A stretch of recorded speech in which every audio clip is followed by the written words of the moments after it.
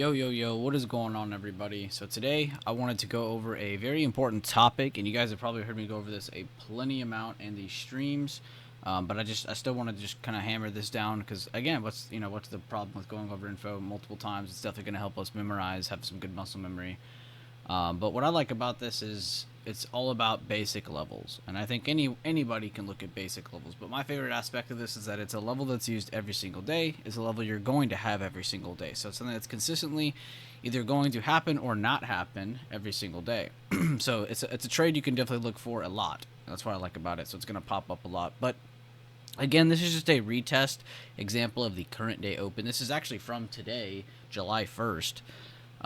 But I just saw it again. I was like, man, I gotta cover this. But it's just very impressive. I saw a lot of people in the chat catch this, but I wanted to show everybody else why it was so easy to see for some of those people and maybe not for others. And so everybody looks at different systems and strategies, but a lot of people in our chat at least like to focus on just basic levels of price history. Some of those include today's open, previous day close, previous day low, and those are the three levels we're going to be looking at today. So step one, and I'm going to just kind of go through this like I did in the pictures just so it's a little bit easier to understand. But step one, stay on the 5 minute for now. We're going to stay on this for viewing, for looking, for getting our information, and that's pretty much it. It's just kind of set up the chart. So stay on the 5 minute for now. Mark your current day open. You can actually see here in this example, we have the current day open very bold, the previous day close, and the previous day low. That's it. We didn't even mark pre-market. I didn't mark all the other stuff. I think the emerging candle control points like down here somewhere. I think the nearest emerging candle is like up here, all-time high or something. So I mean, there's not a whole lot going on here. It's just some basic levels. So let's go down. Scroll down. Step two. In this example, we have the move down to previous day close before a 5 minute green candle appears. Mark the down move between the high and low, in that order since the direction is down. So if it was down, we go high to low. If it was up, we would go from low to high. You always go in the direction of the trend. So in this example, we're going down. So of course, I'm going to draw the fib from the open, the level that we're focused on, down to the low of the very first green candle to appear on the 5 minute, to the low of that candle, because this is where we're finally seeing some slowdown.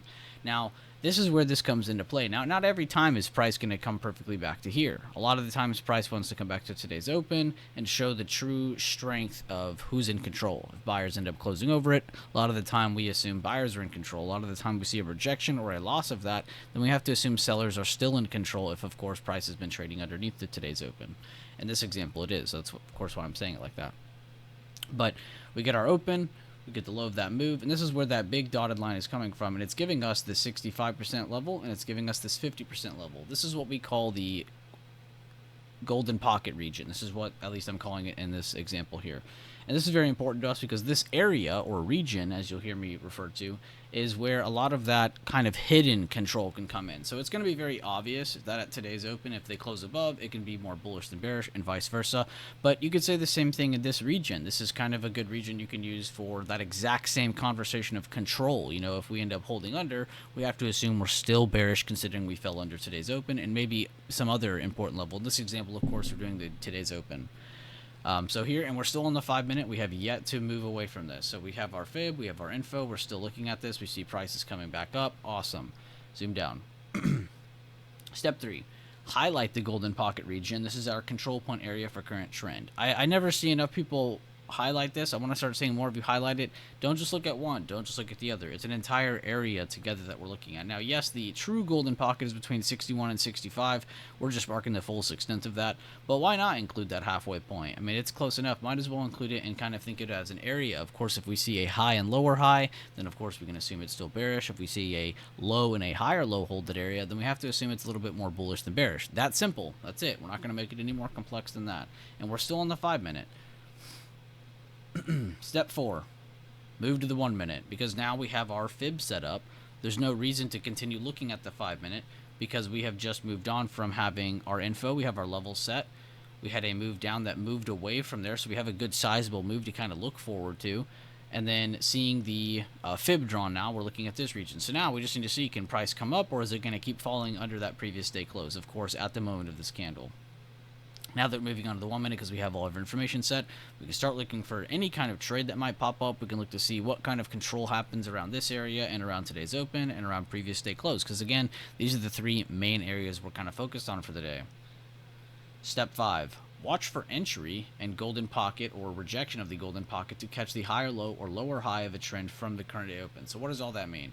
So we're basically looking for lower highs to hold here. This will give us indication that bears are still in control, and we know that they are somewhat in control from the beginning of today because, again, we opened a little bit higher, and then we fell back under and closed back under within literally less than 10 minutes. So that just kind of instantly lost that little bit of bullish momentum we had at open. What else was lost control? After we came back down, made that move back up, we can see after literally 2 minutes, we already lost control of that control area. A rejection happens, so we have a high and a lower high popping in, giving us indication that sellers are definitely still present. That's what this refers to. We get a complete follow through with a lower close under this candle here, and then you can see the big red candles that appeared after, not just pushing to this area, but also through the previous day close, making it to our fib extensions. And if you guys want info on where we're getting these from, I can give you that as well at the end of the tutorial. But very nice break into the minus 50% fib extension. We even hit previous day low, which is what would be the main target after that previous day close area. Again, because this is where that low is, so you're going to be focused on taking some profits here and then seeing where you can get the rest of the mat. Of course, some days it's going to be here, some days it's going to be here, some days it's going to be here, some days it's just going to reverse. Like you can see here, it hit all 3, closed back above, then reversed, and pretty much gave you that one window of getting out safely. Second window, not as safely. It took a little fight in it. But back to the tutorial. Enter with a stop at the golden pocket region or 9 EMA. So like we said, you're looking to either get in as a break back below or a lower high retest, which again, that's really what we want to look for because that's going to always be the most passive and safe entry regarding the hidden retest. But of course, you're not always going to get that. So of course, be ready for anything. Now, kind of using a stop loss as the whole area, you can see I also left the 9 EMA on my screen to kind of give you a secondary option as a stop loss or entry point. So anytime you see a break of that as well as a push away from the golden pocket and halfway point, that can be a good indication as well that you're entering on the right side of the trade. Target is the next level either from the TA routine or from that day's trend of highs and lows, no exceptions. So what do I mean by that?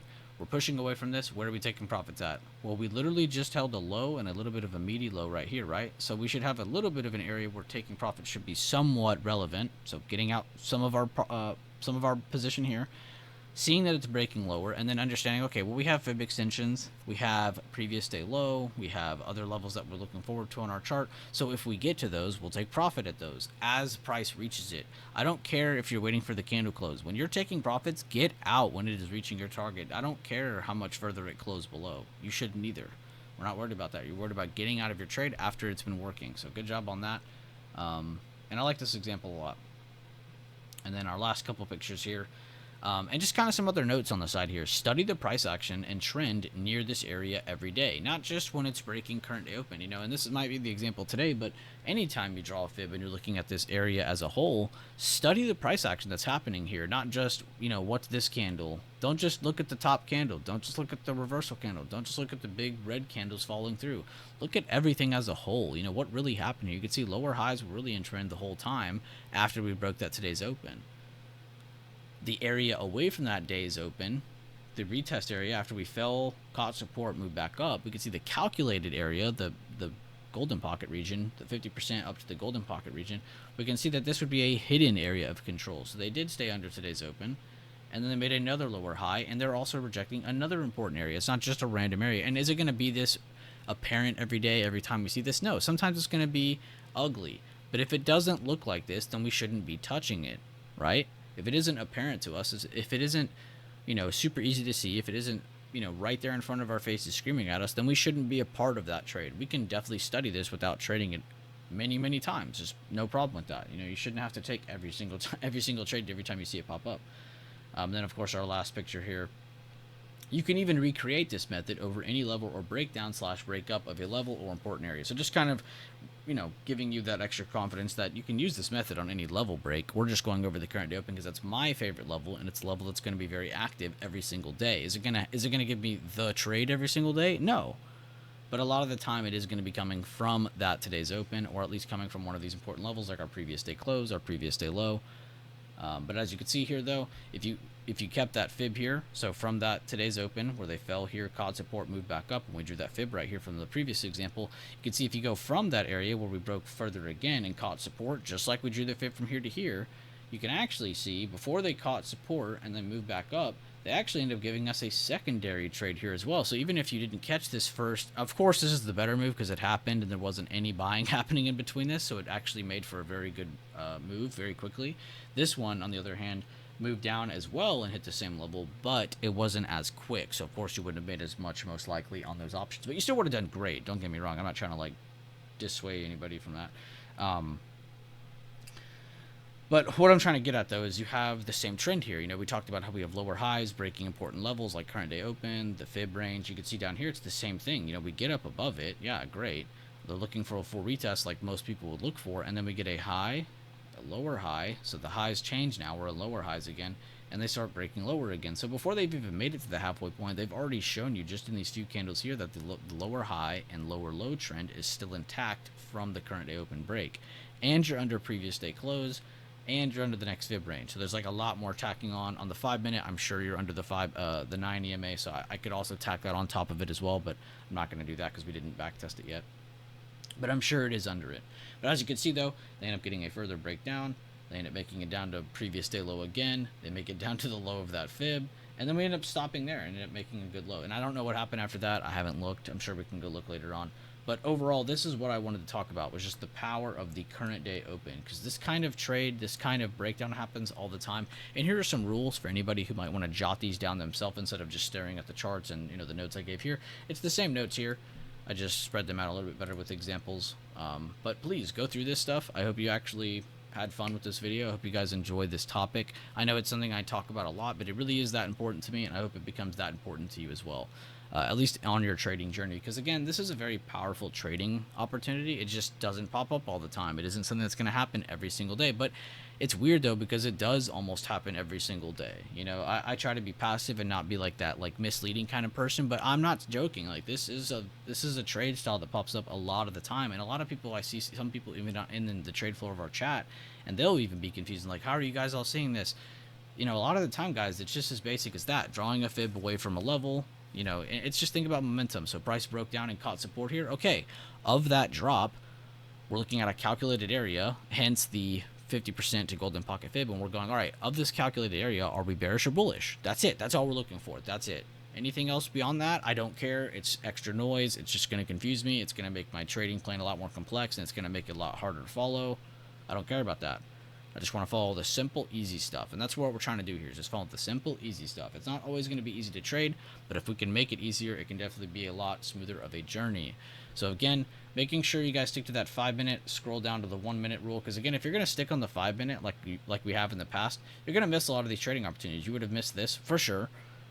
Maybe not as much so on the 1 minute. On the 5 minute here, you would have most likely caught this trade. You would have most likely jumped into it, but it felt like a too late of an entry by the point you got to here.